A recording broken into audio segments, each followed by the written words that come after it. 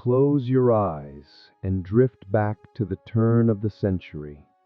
It is Chicago in the 1900s, a city of smoke and steel, of clanging railroads and the uneasy hum of immigrant neighborhoods, where saloons line every corner and gangsters begin to take root. Here, crime is no longer ragtag street brawls. It is organization, it is business, and in time, it will be an empire. This is the story of Chicago's mafia in its earliest years, their rise from Sicilian immigrant societies, their grip over illicit trades, their blood-soaked wars across the city, and the characters who carved fear into the cobblestones. So settle in, shoulders relaxed, lights dim. This will not be a tale of car chases or gangster films, but a sleepy wandering into back rooms filled with cigar smoke, early gun battles, and rival clans trying to seize Chicago's soul. The Italian mafia in Chicago began quietly, almost invisibly.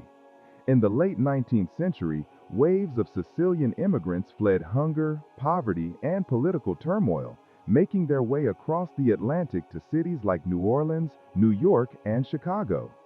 They arrived carrying little more than calloused hands, strong traditions, and networks of family and loyalty they trusted more than strange new institutions. Chicago, already booming after the Great Fire of 1871, was a magnet for opportunity. Immigrant neighborhoods sprung up like small fragments of old Italy transplanted onto American soil. Little Italy on the near west side became the heartbeat. Tenements crammed with families, streets filled with vendors hawking bread, fruit, and wine. But poverty was thick, work was unstable, and in a city where discrimination ran deep, Sicilians relied on familiar structures, extended family bonds, secret societies, and an expectation that someone always held authority. It was within these settlements that the earliest whispers of the Black Hand appeared, letters demanding payment from neighbors, signed with crude sketches of daggers or blackened palms. These were precursors of the mafia, small cliques organizing for intimidation, for profit, for power. From such beginnings, the mafia learned quickly. Fear opens purses more effectively than friendship. The Black Hand era. By the early 1900s, the Italian underworld was notorious for its extortion racket known as La Mano Nera, or the Black Hand. Shopkeepers, bakers, grocers, anyone who seemed to be making money received letters stuffed into their mail slots demanding cash. Pay promptly and your store survived untouched. Refuse and a suspicious fire or a bullet through the window soon followed.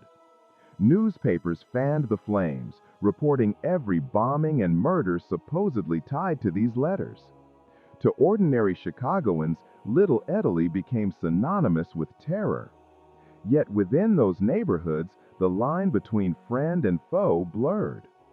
Some victims quietly paid, others denounced the threats as hoaxes, and a few embraced the system, joining the gangs themselves. Police raids often amounted to little. The code of silence ensured few would ever testify. And so, the Black Hand loomed like a shadow over immigrant Chicago, teaching would-be mafiosi their first lasting lesson. Crime, if managed well, could masquerade as a form of order. Early mafia leaders. By 1910, figures began to emerge who would shape the Chicago Mafia's first true structure.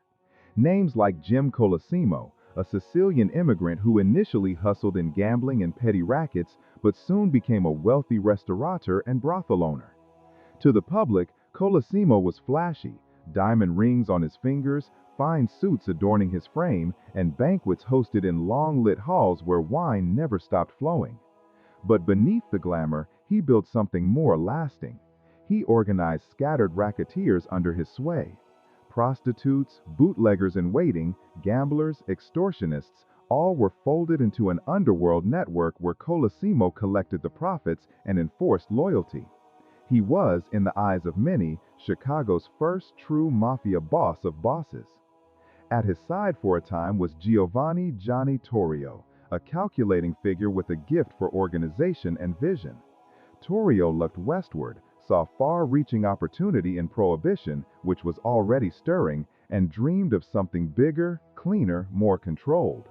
Together, these men turned what had been chaotic into something chillingly businesslike. Section 4. The Coming of Prohibition. In 1920, America stumbled into one of its grandest and strangest experiments, Prohibition.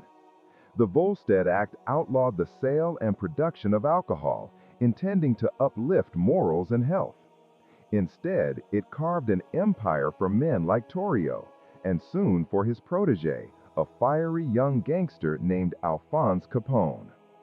Saloons shuttered publicly, but reopened underground as speakeasies, hidden behind butcher shops or laundry counters.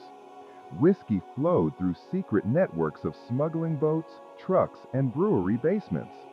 And Chicago's mafia, better organized than rival gangs, seized control with astonishing speed. The Wyos of New York may have ruled by whistles and boots, but the Chicago mafia realized, control the beer and you control the city. Protection rackets expanded. Politicians were bribed richly to look the other way.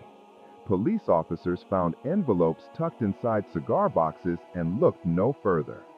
To any corner of Chicago where Prohibition reached, the mafia's grip followed like a shadow. Gang war success, of course, invites rivals, and Chicago in the 1920s became a battlefield. Rival Irish gangs like Dean O'Banion's Northsiders clashed brutally with Torrio's Southside Italian syndicate. Saloons were bombed, beer trucks hijacked, gunfire arced across busy streets. Ordinary Chicagoans awoke to headlines screaming of machine gun duels, corpses in alleys, and judges bribed beyond redemption. Johnny Torrio, wounded in an ambush, handed leadership to his scarred lieutenant, Al Capone. With his broad frame, heavy brow, and ruthless instinct, Capone became both infamous and charismatic. Newspapers turned his name into a legend, Scarface, the crime king of Chicago. While he sat in suites at the Lexington Hotel, enemies fell in droves. But even before Capone's dominance, the early wars of the 1900s had soaked enough blood to feed the city's myth forever. These were not fleeting brawls. They were urban wars where alliances shifted with wallets and vendettas burned for years. Roots of the outfit.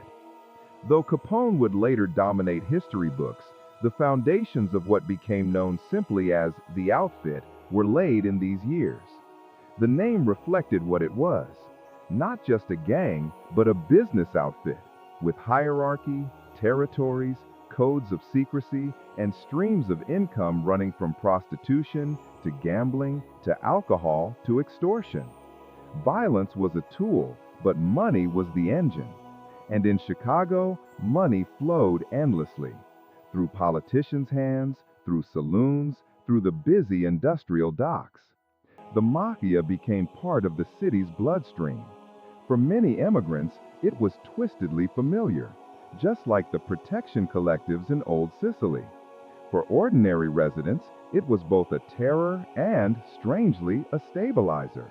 You paid, you obeyed, and life, however shadowed, went on. The brutal wars of early 1900 Chicago left scars deep into the 20th century.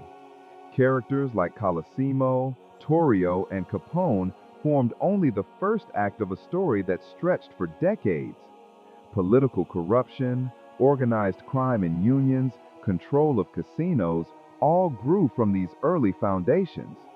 For the Wyos in New York, history passed them by. But in Chicago, the mafia evolved, branding itself into legend.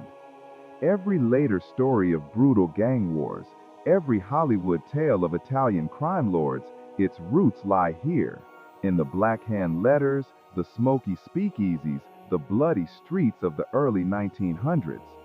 Tonight, you heard just one chapter, the birth of Chicago's mafia. The rest is another tale for another night. So close your eyes now. Rest safely, knowing your bed is softer than any Chicago tenement cot, and that the ghostly gunfire of 1920s gangsters has long since faded into history.